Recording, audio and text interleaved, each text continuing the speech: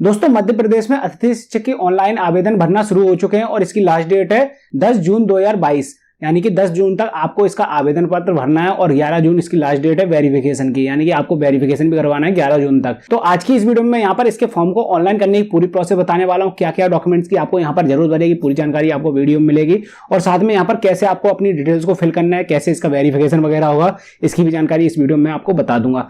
तो वीडियो को शुरू से लेकर आखिरी तक पूरा देखिए। और दोस्तों आपका कोई जान परिचय वाला है जो कि अतिथि शिक्षक के लिए आवेदन करना चाहता है, जिसने BEd DEd कंप्लीट कर रखी है, तो उस तक ये वीडियो को आप जरूर पहुंचा दीजिएगा शेयर करके। और दोस्तों चैनल पर पहली बार आए तो फटाफट से लाल वाली बटन को दबाकर चैनल को सब्सक्राइब कर लिए। दोस्तों सबसे पहले तो मैं यहाँ पर डॉक्यूमेंट्स की बात कर लेता हूँ। तो डॉक्यूमेंट की आपको क्या क्या जरूरत करने वाली है, सबसे पहले तो यहाँ पर आपको अपने आधार कार्ड की जरूरत पड़ेगी, क्योंकि यहाँ पर आधार कार्ड से वेरिफिकेशन होगा। और जो आपका आधार कार्ड हो उस पर आपका मोबाइल नंबर, मतलब कोई भी आपका मोबाइल नंबर रजिस्टर्ड होना कंपलसरी है, क्योंकि यहाँ पर आधार रजिस्टर्ड मोबाइल नंबर पर OTP भी आएगी जो कि आपको यहाँ पर डालनी पड़ेगी। यानी कि जो इसमें आधार कार्ड से KYC होगी, यानी कि अतिथि का जब आप रजिस्ट्रेशन करेंगे, मैं आपको करके दिखाऊंगा, जब आप इसका रजिस्ट्रेशन करेंगे तो इसमें आपकी आधार कार्ड से KYC होती है। तो आधार कार्ड की जो KYC होगी उसमें आधार कार्ड में जो मोबाइल नंबर रजिस्टर्ड है उस पर OTP आएगी, तो वो आपको OTP यहाँ पर डालनी पड़ेगी। तो चाहे कोई भी मोबाइल नंबर रजिस्टर्ड हो, लेकिन आपके पास होना चाहिए OTP डालने के लिए। उसके बाद साथ में आपको एक परमानेंट मोबाइल नंबर की जरूरत पड़ेगी, जिससे आप अपना अतिथि शिक्षक का रजिस्ट्रेशन करेंगे। यानी कि आधार कार्ड में वो जो मोबाइल नंबर डला है या फिर अतिथि शिक्षक के लिए जिसका रजिस्ट्रेशन करना है, आपको जरूरी नहीं है वो दोनों mobile number same to same है, आप डिफरेंट मोबाइल नंबर का भी यूज कर सकते हैं। यहाँ पर आप अपना कोई भी परमानेंट मोबाइल नंबर एक डाल सकते हैं रजिस्ट्रेशन करने के लिए, और आधार कार्ड में आपके भले ही कोई भी मोबाइल नंबर डला हो उसकी OTP अलग आती है। तो यहाँ पर सबसे पहले तो आपको एक मोबाइल नंबर चाहिए, एक ईमेल आईडी वैसे कंपलसरी नहीं है, अगर आपके पास है तो आप डाल सकते हैं। यहाँ पर आधार कार्ड में आपके मोबाइल नंबर रजिस्टर होना चाहिए OTP डालने के लिए। इसके बाद आपको अपनी समग्र ID चाहिए और आपको अपने परिवार की ID चाहिए, यानी कि आपकी समग्र ID जो आपकी पर्सनल ID हो वो आपको चाहिए। कई लोग ऐसे भी हो सकते हैं इस वीडियो को देख रहे हो जिनके पास समग्र ID नहीं हो, तो अगर आप MP के निवासी हैं तो आपके पास समग्र ID जरूर होगी। यानी कि MP में अगर आपका राशन कार्ड बना हुआ है तो आपको आपकी समग्र ID नहीं मिली होगी। अगर नहीं मिली है तो आप नगर पालिका से संपर्क कर सकते हैं, या तो आपके मतलब गांव वगैरह में रहते हैं तो आप अपने सेक्रेटरी वगैरह से संपर्क कर सकते हैं, तो वो आपको आपकी समग्र ID दे देगा। तो सबसे पहले तो यहाँ पर आपको आपकी समग्र ID की भी जरूरत पड़ेगी, आपकी पर्सनल समग्र ID, और आपके परिवार की भी ID की भी यहाँ पर जरूरत पड़ने वाली है। और दोस्तों जो आपने यहाँ पर अपनी एजुकेशन क्वालिफिकेशन कंप्लीट कर रखी है, जैसे कि 10th 12th graduation, post graduation, DEd BEd जो भी आपके पास है, वो सभी डिटेल्स को आपको यहाँ पर फिल करना पड़ेगा। और फिल करने के बाद आपकी प्रिंट आउट निकलेगी, जिसको आपको अपने नजदीकी हेल्प सेंटर में जाके, यानी कि आपका जो सरकारी स्कूल वगैरह होता है आपके डिस्ट्रिक्ट में, जो आपका सरकारी स्कूल होगा, जैसे कि नंबर 1 नंबर 2 मॉडल स्कूल वगैरह जो रहते हैं गवर्नमेंट से अप्रूव्ड, यहाँ पर आपको इसका वेरिफिकेशन करवाना पड़ेगा। और वेरिफिकेशन की लास्ट डेट मैंने आपको बता ही दिया है 11 तारीख है, यानी 11 तारीख से पहले 11 जून से पहले आपको इसका वेरिफिकेशन करवा लेना है। और भैया जैसे मैंने अभी आपको बताया कि 10 तारीख मतलब रजिस्ट्रेशन की इसकी लास्ट डेट है, तो 10 तारीख तक आपको इसका रजिस्ट्रेशन कर लेना है। अगर बाई चांस आगे फ्यूचर में डेट वगैरह बढ़ती है इसकी, तो मैं इसकी सूचना आपको अपने टेलीग्राम चैनल पे दे दूंगा। आप चाहें तो मेरे टेलीग्राम चैनल को ज्वाइन कर सकते हैं, लिंक मैंने डिस्क्रिप्शन बॉक्स में दे रखी है। और भी काफी सारी जानकारी आपको मेरे टेलीग्राम चैनल पर मिल जाएंगी, तो एक बार ज्वाइन जरूर कर लीजिएगा। आ जाते हैं कंप्यूटर की स्क्रीन पर। जैसे कि आपको यहाँ पर नजर आ रहा है, मैं एजुकेशन पोर्टल की ऑफिशियल वेबसाइट पर आ चुका हूँ, जहां से आपको इसके लिए फॉर्म को ऑनलाइन करना है। अगर आपको इसकी वेबसाइट की जानकारी नहीं है तो मैं इसकी लिंक अपनी डिस्क्रिप्शन बॉक्स में डाल दूंगा, साथ में आपको इसकी लिंक मेरे टेलीग्राम चैनल पर भी मिल जाएगी। यहाँ पर आपको इसमें नए आवेदन पंजीयन के लिए ऑप्शन मिल जाएगा। आप इसके फॉर्म को अपने मोबाइल से भी आवेदन कर सकते हैं, लेकिन मोबाइल से इसमें कई बार मिस्टेक भी हो जाती है, और एक बार मिस्टेक हो गई तो इसके बाद ये फॉर्म लॉक हो जाता है, इसके बाद वो मिस्टेक परमानेंट हो जाएगी।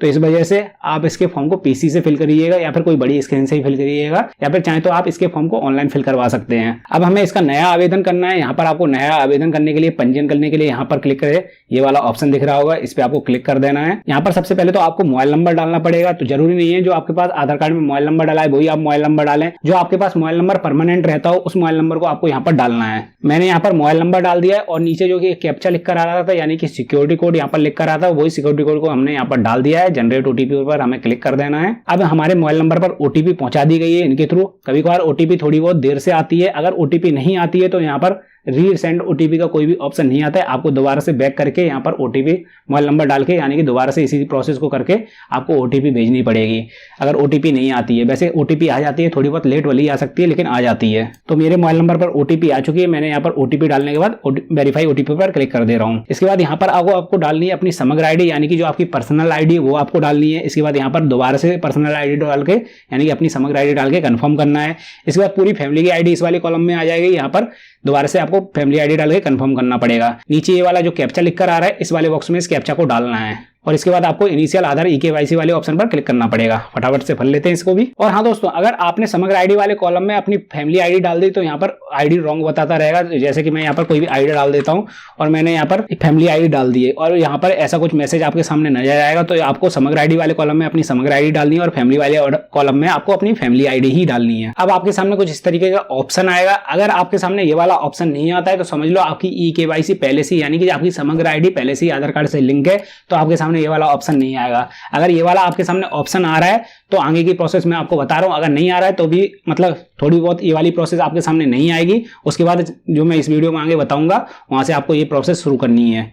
मैं यहाँ पर ओके कर देता हूँ। अब जैसे कि यहाँ पर सदस्य आईडी लिखकर आ रही है, पहले से डली हुई है, जो कि मैंने वहां पर डाल दी थी, और यहाँ पर दोबारा से कंफर्म होकर सदस्य आईडी आ रही है। नीचे आपको आधार कार्ड में जो मोबाइल नंबर लिंक है वो डालना पड़ेगा। यहाँ पर आपको दोबारा से वही मोबाइल नंबर डालना है जो कि आधार कार्ड में लगा हुआ है वेरिफिकेशन करने के लिए, यानी कि दोनों कॉलम में एक ही मोबाइल नंबर आ जाएगा। इसके बाद नीचे कैप्चा ये वाला लिखकर आ रहा है, वो कैप्चा यहाँ पर डालने हैं और सदस्य की जानकारी देखने के लिए यहाँ पर क्लिक करना है आपको। अब आपके सामने कुछ इस तरीके का ऑप्शन आएगा, इसमें आपको नो कर देना है। यहाँ पर लिख कर आ रहा है आपके मोबाइल नंबर पर ओटीपी पहुंचा दी गई है, ओके कर दें इसे। यहाँ पर कुछ आपकी डिटेल्स वगैरह लिख कर आ जाएंगी, ओटीपी आपके मोबाइल पर आ गई होगी, यहाँ पर आप वो ओटीपी डालनी है और प्रमाणित करें आधार की ई-केवाईसी पर आपको क्लिक कर देना है। अब आपके सामने कुछ इस तरीके का पेज खुलकर आ जाएगा। यहाँ पर आपको अपना आधार नंबर डालना है। जैसे कि मैंने आपको बताया था आधार कार्ड में मोबाइल नंबर रजिस्टर होना चाहिए, उस नंबर पर ओटीपी जाएगी, तो यहाँ पर आपको आधार कार्ड नंबर डाल देना है। यहाँ पर नीचे आपको एक फिंगरप्रिंट का भी ऑप्शन दिखेगा, फिंगरप्रिंट से भी आप इसको वेरीफाई कर दे सकते हैं। अगर आपके पास फिंगरप्रिंट डिवाइस है या फिर किसी आसपास के मतलब ऑनलाइन शॉप पर फिंगरप्रिंट डिवाइस है तो वो इसको फिंगरप्रिंट से भी वेरीफाई कर सकता है, लेकिन फिंगरप्रिंट पे ज्यादातर सर्वर डाउन रहते हैं तो आपको आधार कार्ड से ही वेरीफाई करना पड़ेगा। आधार नंबर डालने के बाद मैंने कैप्चा डाल दिया है जो कि यहाँ पर लिख कर आ रहा था और ओटीपी पर क्लिक कर देते हैं। ओटीपी हमने यहाँ पर फिल कर दिया, कैप्चा यहाँ पर फिर से डाल दिया है और वेरीफाई कर देते हैं। अब आपकी कुछ डिटेल्स वगैरह यहाँ पर फिल होकर आ जाएंगी। ये जो भी डिटेल्स हैं एक तरफ समग्र आईडी के आधार पर आएंगी, एक तरफ आपके आधार कार्ड के आधार पर आएंगी। तो यहाँ पर नाम वगैरह भी आपका फिल होकर आ जाएगा। कभी कभार ये वाला ऑप्शन खाली आता है, इसको आप चेंज नहीं कर सकते, इसमें स्पेलिंग में मिस्टेक होती है तो इसको आप चेंज नहीं कर सकते हैं, जैसा है वैसे ही बना रहने दें। बस आप देख लें आपका जो आधार कार्ड का नाम वगैरह वो सही होना चाहिए, उससे ये ऑटोमेटिक चेंज होकर आ जाएगा। कैप्चा डालने के बाद वेरीफाई कर देते हैं, यानी कि अपडेट पर क्लिक कर देते हैं। हमारा सक्सेसफुली यहाँ पर रिक्वेस्ट चेंज हो चुकी है, यानी कि हमारी केवाईसी हो चुकी है। यहाँ पर जो हम एजुकेशन पोर्टल के लिए यानी कि अतिथि शिक्षक के लिए फॉर्म फिल कर रहे हैं उसकी केवाईसी कंप्लीट हो चुकी है।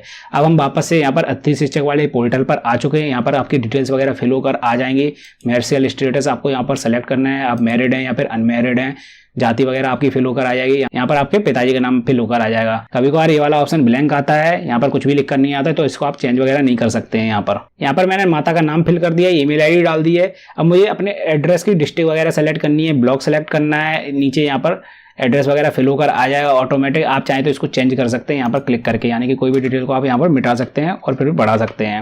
यहाँ पर नीचे पिन कोड वगैरह लिख कर आ जाएगा। इसके नीचे आपको डिस्ट्रिक्ट यहाँ पर सेलेक्ट करनी है जहाँ से आपको वेरिफिकेशन करवाना है, यानी कि आपको अगर अपनी डिस्ट्रिक्ट से ही वेरिफिकेशन करवाना है जहाँ पर आप रहते हैं तो यहाँ पर आपको अपनी डिस्ट्रिक्ट सेलेक्ट करनी है। उसके ही आपको नज़दीकी हेल्थ सेंटर पर, यानी कि आपको सरकारी स्कूल वगैरह में जाना पड़ेगा, जैसे कि मॉडल स्कूल रहते हैं या फिर नंबर 1 नंबर 2 वगैरह स्कूल रहते हैं, जो गवर्नमेंट स्कूल रहते हैं वहाँ पर इसका वेरिफिकेशन होगा, जैसे कि मैंने आपको शुरुआत में ही बता दिया है। यहाँ पर नीचे मैंने डिस्ट्रिक्ट और ब्लॉक वगैरह फिल कर दिया। इसके बाद हम सेव कर देते हैं। इसके बाद आपका रजिस्ट्रेशन यहाँ पर कंप्लीट हो जाएगा और इस वाले पेज पर आप दोबारा से आ जाएंगे। अब आप ये सोच रहे होंगे ये क्या हो चुका है यहाँ पर, मतलब जितनी भी आपने डिटेल्स फिल की थी वो सभी हट चुकी हैं। तो आपको क्या करना है, यहाँ पर आपके मोबाइल नंबर पर आईडी पासवर्ड आया होगा, नहीं आया होगा तो आपको वेट करना पड़ेगा थोड़ी बहुत देर, और थोड़ी देर में आपके मोबाइल नंबर पर आईडी आ जाएगी, यूजर आईडी, जो कि आपका मोबाइल नंबर ही होगा जिससे आपने रजिस्टर किया था, और एक पासवर्ड आएगा। पासवर्ड में शुरू में कुछ नंबर्स लिखे होंगे या फिर कुछ अल्फाबेट्स होंगे 3 डिजिट के, उसके बाद स्टार लगा होगा, उसके बाद कुछ नंबर और अल्फाबेट्स और होंगे। तो इस तरीके से आपके सामने कुछ पासवर्ड वगैरह बन के आएगा। इसके बाद आपको यहाँ पर आना है इसी वाले पेज पर, मतलब आप वापस से आ जाएंगे। यहाँ पर लॉगिन का ऑप्शन आपको दिखेगा राइट साइड में सबसे ऊपर की तरफ, इस पर आपको क्लिक कर देना है। यहाँ पर आपको अपना यूजर नंबर डालना है और नीचे पासवर्ड डालना है। इसके बाद इसको स्लाइड करके इस तरफ लेके आना है और यहाँ पर आपको लॉगिन कर लेना है। तो इस तरीके से आप लॉगिन कर लेंगे। यहाँ पर आपके पास अगर कोई अनुभव प्रमाण पत्र है, यानी कि आपने पहले अतिथि शिक्षक के रूप में पढ़ाया है, तो यहाँ पर आपको अनुभव प्रमाण पत्र डालने के लिए ऑप्शन दिया जाएगा। इस पर आपको क्लिक करके अपने अनुभव प्रमाण पत्र का दावा करें, ये वाला ऑप्शन दिखेगा, इसको आपको डाल देना है। यहाँ पर अपनी डिटेल्स वगैरह को फिल कर देना है। अगर आप किसी को हटाना चाहते हैं तो आप यहाँ से हटा भी सकते हैं।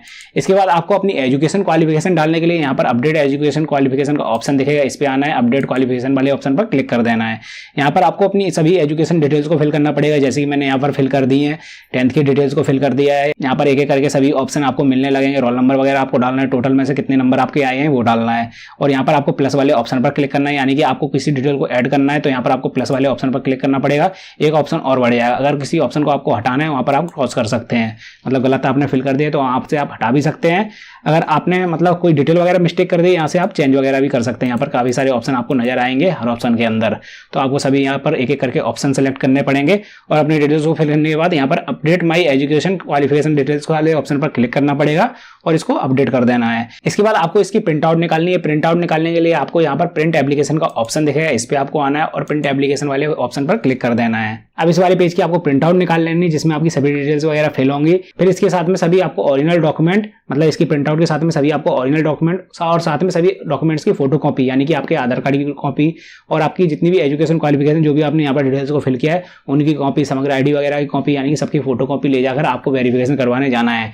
और वेरिफिकेशन होने के बाद आपको इसका स्कोर कार्ड डाउनलोड करना पड़ेगा। स्कोर कार्ड डाउनलोड करने के लिए यहाँ पर एक ऑप्शन आता है, मैं आपको दिखा देता हूँ। स्कोर कार्ड डाउनलोड करने के लिए आप वापस से इसी वाले पेज पर आ जाएंगे। पहले वाले पेज पर यहाँ पर आपको अभ्यर्थी अपना स्कोर कार्ड डाउनलोड करने वाला ऑप्शन दिखेगा, इस पर आपको क्लिक करना है। यहाँ पर आपको अपनी डिटेल्स वगैरह डालनी पड़ेगी, आधार कार्ड नंबर वगैरह डाल के कंफर्म करना पड़ेगा, यूजर नेम वगैरह डाल के यहाँ पर कंफर्म करना पड़ेगा। कैप्चा डाल देने के बाद अपना स्कोर कार्ड आप डाउनलोड कर सकते हैं। तो इस तरीके से आपको इसका फॉर्म फिल करना था। पूरी प्रोसेस मैंने इस वीडियो में आपको बता दी है। अगर फिर भी आपको कोई प्रॉब्लम आए इसका फॉर्म वगैरह फिल करने में तो आप मुझसे कमेंट सेक्शन में पूछ सकते हैं, चाहे तो मुझे इंस्टाग्राम पे पर्सनली मैसेज करके पूछ सकते हैं। कोशिश करूंगा आपके कमेंट और मैसेज का रिप्लाई करने की। और दोस्तों, जैसे ही मैंने आपको बताया, मैंने एक टेलीग्राम चैनल बना रखा है आप लोगों के लिए, जहां पर मैं ऑनलाइन और ऑफलाइन फॉर्म से रिलेटेड काफी सारी जानकारियां देता रहता हूं।